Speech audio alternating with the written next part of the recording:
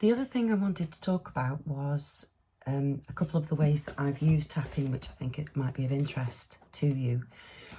And these are just my own experiences, obviously, but they are examples of some of the ways that EFT works for physical stuff.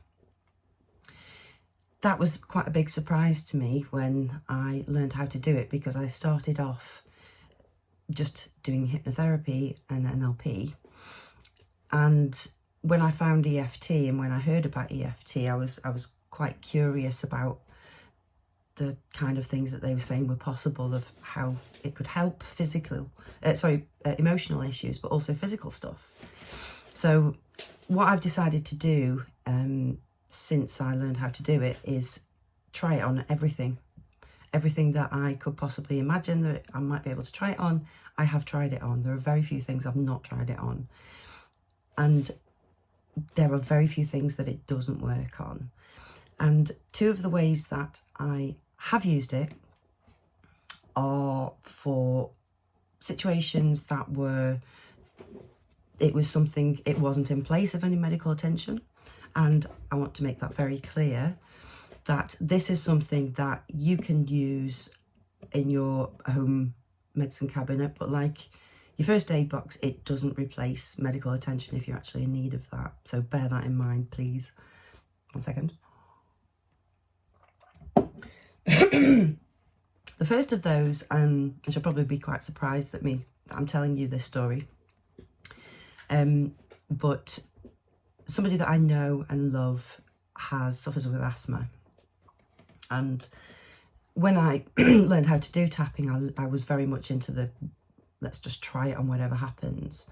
And I could tell you loads of different stories, but these are the ones that I think you need to know about. One of those is, the first time I used it was for this person in my life who suffers with asthma.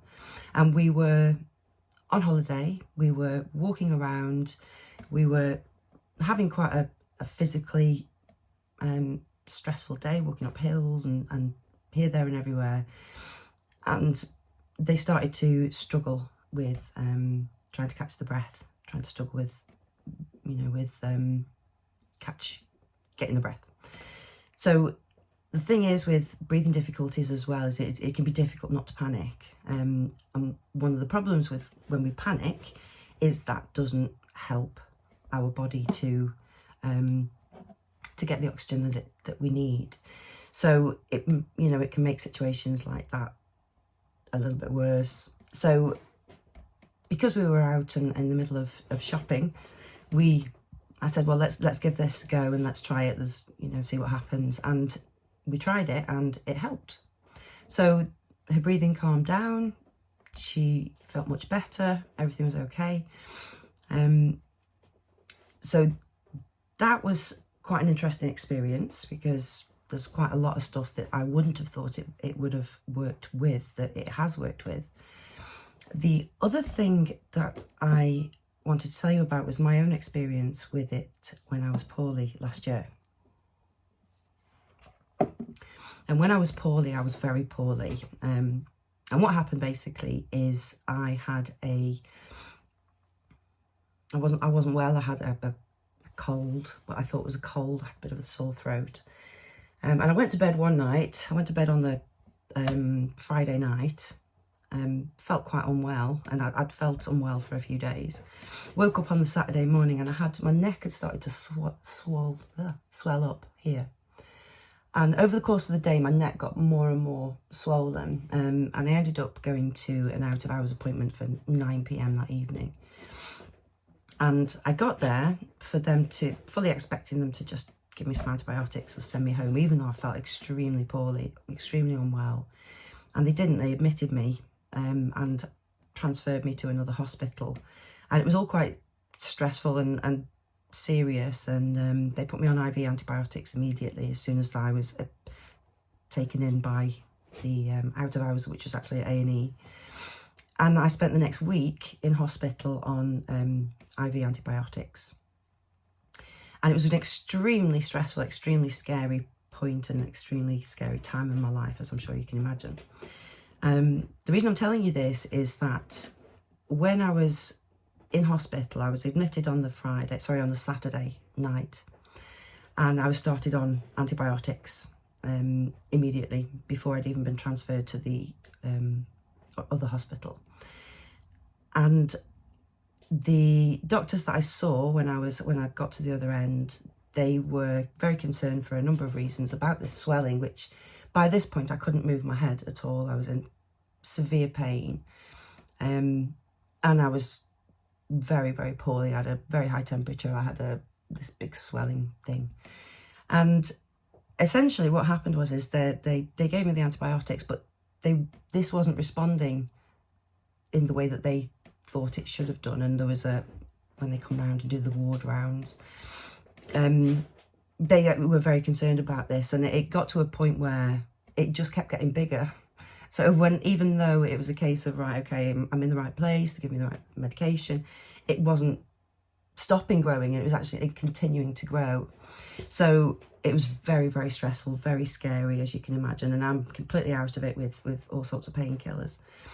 So even though EFT, even though tapping is my default, usually I can do that, without thinking about it in most situations. Most stressful situations, I will just start tapping without even being aware of it. But because I was so poorly, it hadn't occurred to me, and I was very scared. And I remember lying there in the hospital bed, and for some reason, the only thing I had in my head was just tap, and I couldn't tap anywhere else. I couldn't hold my hands up. I was just tapping on this one on the side of my hand on one point. And I've got no idea how long I was tapping for, and I was I had morphine, so I was drifting, and my attention kept drifting, but my hands kept tapping, and the only thing I was doing was tapping, and I was tapping with the words in my head, thank you for my healing, thank you for my healing. And this might sound really woo and a bit weird, but that's where I was at. And I just tapped and tapped with thank you for my healing. And I must have been tapping, I think, probably for about half an hour, maybe a bit longer. And I think I maybe even drifted off and then came back to and carried on tapping for a bit more. But I ended up going to sleep. And when I woke up the next morning, as soon as I woke up the next morning, I wouldn't go as far as to say better, but I definitely didn't feel quite so ill. And from that point, things did start to improve, which I was very positive. And obviously I've no doubt that the antibiotics and everything that was being done to help me was a part of that. But my own fear was, I was really scared, and I was really stressed. And one of the things that I've learned as a hypnotherapist as well is that your mind is incredibly powerful. And we're not quite sure with EFT why it does the things that it does and how it creates the effects that it does. But the more stressed we are, the harder it is for our body to repair itself. So, of course, it by reducing stress, that has a beneficial effect. But I also have seen in other situations, it does seem to allow the body to heal faster and more efficiently, which is essentially the way that it's supposed to. Different things can get in the way of that physical, emotional stuff. But for whatever reason, tapping really does seem to reduce any blocks or get rid of any blocks to our bodies being able to be healed. And it's saved me in so many different situations, in so many different ways. But those two particular situations were the ones that have stood out to me.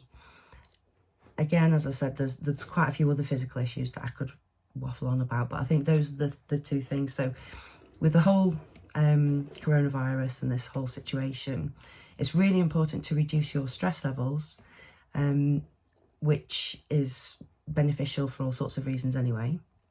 But I think it's also important to perhaps, if you're not well, and you are getting all the medical treatment that you need to be getting, don't, sort of think that this is a replacement. This is something that goes along with everything else. So, but if that is the case, tap tap as much as you can. You know, even if you just tap on one point, the side of your hand. There are the other points which I put in my other video as well, but whatever feels right for you. But, you know, sort of, even if you feel strange, and even if it you know, you think to yourself, oh, this is rubbish, it's not working, it doesn't matter, just keep tapping. For me, what I have found is most of the time with tapping, you feel the difference straight away. But some of the time, you don't feel the difference straight away. It's perhaps the next day, or a couple of hours later that you notice that things have changed. So while, you know, there's lots of factors at play, and I'm not saying that EFT is I don't know for sure, but what I do know is these are not isolated things that I've seen with tapping. It is something that is this powerful. It does seem to have these quite profound effects. It does encourage healing, and it does boost the immune system by reducing stress and allowing the body to heal in the way that it's supposed to heal. So I just thought I'd explain a couple of things, a couple of the reasons why I think if you can learn EFT and you want a simple, fast, easy, something that you can do yourself that is practical, as well as washing your hands, as well as doing all the things that you need to do to stay healthy, learn this one skill. Do yourself a favour, seriously. Watch this video, watch, you know, my other video, watch YouTube videos. There's some really good websites out there, but learn how to do it. It will take minutes, and it could well be one of the most powerful or one of the most useful things that you've ever learned. And if there's one time and one thing that is useful at this particular time, the time is now, and this is something that I think everybody needs to know. So have a go yourself, have a try of it, show other people how to do it, tell other people how to do it, recommend them have a try themselves. And it's one more thing that we can have, and I think the more things that we've got that we can use to help ourselves at the minute, the better.